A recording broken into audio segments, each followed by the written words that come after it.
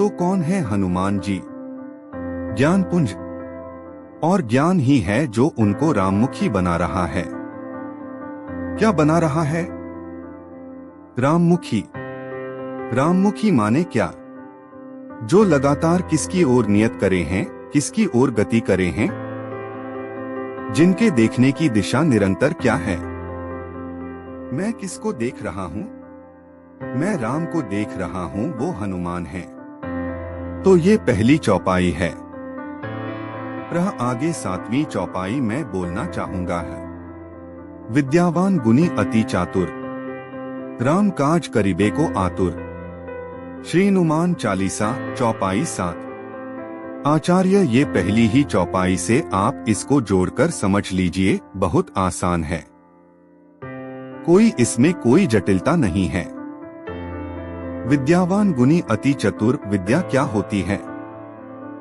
फिर से आपको वेदांत की ओर जाना पड़ेगा। देखिए, वेदांत नहीं पढ़ा है और आप रामचरितमानस पढ़े, चाहे तुलसीदास का कुछ भी और कृतित्व काव्य साहित्य पढ़े, आपको नहीं समझ में आएगा। नहीं समझ में आएगा। अभी आरंभ में ही हमने बात करी, ये जो उन्होंने बातें यहाँ बोली थी, राम ब्रह्मा परमार्थ रूपा, इसका मतलब समझ जाएंगे अगर आप वेदांत नहीं जानते तो। यही बात तो मैं इतने सालों से समझाने की कोशिश कर रहा हूँ, आप समझते नहीं हो। आपको रामचरितमानस नहीं समझ में आएगी, आप अपने आप को राम भक्त, हनुमान भक्त बोलते रह जाओगे। न आप राम को जानोगे, न हनुमान को जानोगे अगर आप वेदांत को नहीं जानते। राम की तो यहाँ पर कोई परिभाषा हो नहीं सकती, पर फिर भी मैं कहूँगा कि राम को परिभाषित ही इस तरह से करा है, राम ब्रह्मा परमार्थ रूपा, स्वयं तुलसीदास ने। आप कैसे जानोगे तुलसीदास की रामचरितमानस को अगर आप ब्रह्मा को नहीं जानते? बात सीधी है कि नहीं, तार्किक है कि नहीं है? लेकिन लोग मानस का पाठ करते रहते हैं, सुंदरकांड का चल रहा है। पूछो उपनिषद पढ़े हैं? उपनिषद पढ़े नहीं।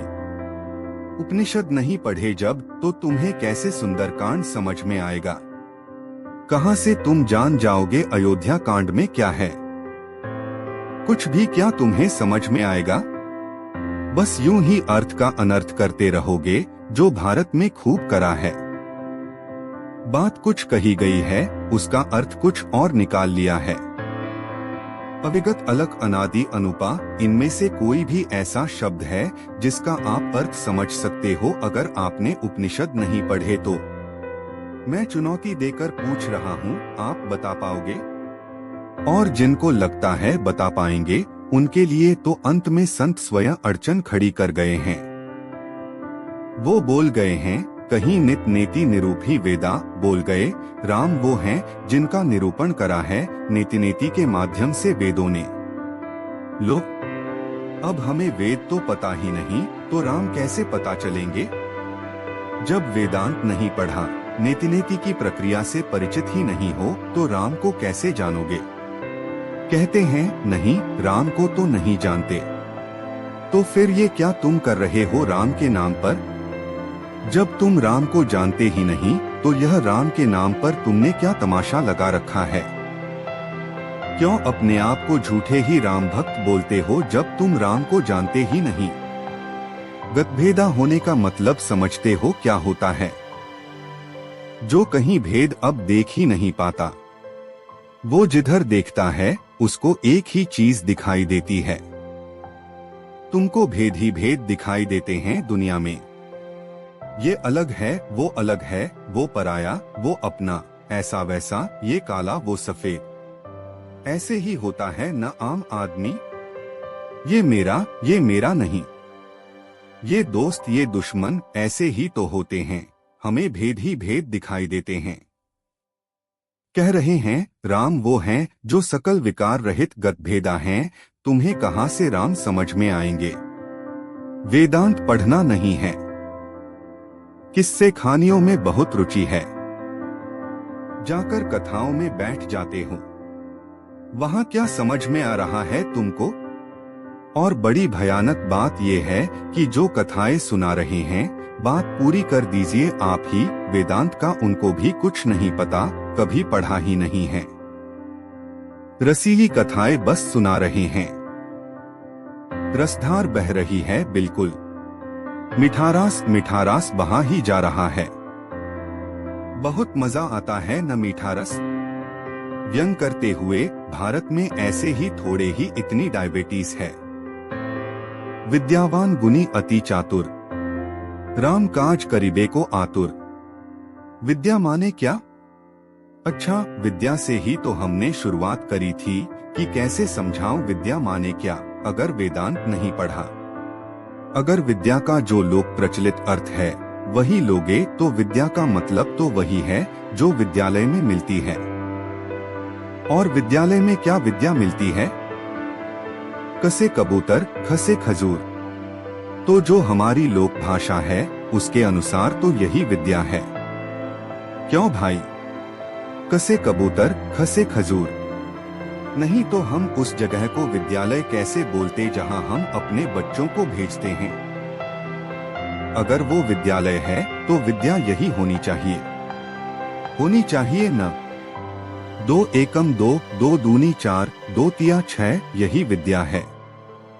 यह नहीं विद्या होती। विद्या क्या है? विद्या को कहिए कि एक टेक्निकल शब्द है। विद्या कोई साधारण शब्द नहीं है कि जिसका अर्थ आप एक साधारण शब्दकोश से उठा सकें। यह जो हमारे शब्दकोश होते हैं इनमें आपको विद्या शब्द का विकृत अर्थ ही मिलेगा। विद्या माने क्या होता है? आत्मज्ञान को विद्या कहते हैं। अविद्या माने क्या होता है? संसार की सब चीजों के ज्ञान को अविद्या कहते हैं। ठीक, दुनिया को जान रहे हो, इसको क्या बोलते हैं? अविद्या। तो ये जो हमारे स्कूल कॉलेज हैं, ये बात भी कई बार बोली है, ये वास्तव में अविद्यालय हैं। क्योंकि यहाँ दुनियादारी का ज्ञान दिया जाता है। यह विद्यालय उस दिन बनेंगे जिस दिन इनमें आत्मज्ञान भी दिया जाएगा। पर आत्मज्ञान जैसा कोई विषय हमारे पाठ्यक्रम में कहीं होता नहीं है, या होता है तो यह अविद्यालय है।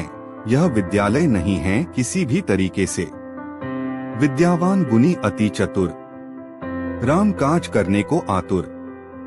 जब विद्या आ जाती है, व्यक्ति स्वयं को जान जाता है, तो फिर बस वो एक ही काम कर सकता है जो श्री कृष्ण भगवद गीता में बताते हैं, निष्काम कर्म। उसी को यहाँ कहा गया है रामकाज, जिसको श्री कृष्ण भगवद गीता में कहते हैं निष्काम कर्म, उसी को तुलसीदास के यहाँ कहते हैं रामकाज। अब समझ में आया कि विद्यावान होने के कारण हनुमान मान क्यों श्री राम का युद्ध लड़ रहे थे। यही करोगे आप भी। जिस दिन विद्या आ जाएगी न, आपके पास करने को कुछ और नहीं होगा। युद्धस्व वही बात जो गीता में कही गई है। युद्धस्व देखिए कैसे सीधे आकर के हनुमान जी पर लागू हो रही है। और कुछ उनके पास बचा ही नहीं करने को, क्योंकि अब विद्या आ गई है। अब विद्या आ गई तो क्या करें? अपने लिए तो कुछ है ही नहीं करने को।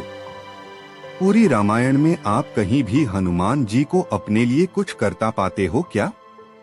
एक भी मुझे दृष्टांत बता दो कि हनुमान जी अपने लिए व्यक्तिगत स्वार्थ के लिए कुछ कर रहे हैं। बताओ कुछ है ऐसा? भूल से भी कर दिया उन्होंने कि लंका गए थे, वहां देखा कि अच्छा मामला बढ़िया है तो कहा चलो कुछ अपने लिए भी रख लेते हैं। सोना चांदी लटक रहा है चारों तरफ, कुछ करा उन्होंने? अपने लिए कुछ नहीं कर रहे न। फिर व्यक्ति जो करता है बस राम के लिए करता है, उसी को क्या बोलते हैं? निष्काम कर्म। वही यहाँ पर राम काज करीबे को आतुर, और कोई आतुरता बचती ही नहीं। और यही जो विद्या है, ये सब गुणों और सारी चतुराई की चालक बन जाती है। तो इसीलिए जब शुरुआत भी हुई थी तो क्या बोला था? ज्ञान सबसे पहले आएगा न। जय हनुमान ज्ञान गुण सागर। सबसे पहले क्या? ज्ञान। यहाँ भी सबसे पहले क्या? विद्या। ज्ञान सबसे पहले, विद्या सबसे पहले। ज्ञान के अलावा मनुष्य का नहीं कोई सहारा होता है। लेकिन ये जितने लोग आज नाम ले रहे हैं, कभी राम कभी हनुमान, इन्हें ज्ञान रंच मात्र भी नहीं है। बस नारे लगवा लो और झूठ बुलवा लो और रस की धार बहवा लो, इतना होता है। विद्या जब होती है तो वह सब गुणों की क्या बन जाती है? नेत्री बन जाती है, संचालिका बन जाती है। होना भी यही चाहिए न? यह सब गुण फिर आपके लिए क्या बन जाते हैं? कितनी बार बोला है, क्या बन जाते हैं? जब यहाँ पर राम होते हैं तो ये जो देह है, ये आपके लिए क्या रह जाती है भाई? आचार्य बहुत बढ़िया, ये बन जाती है एक साधन, संसाधन।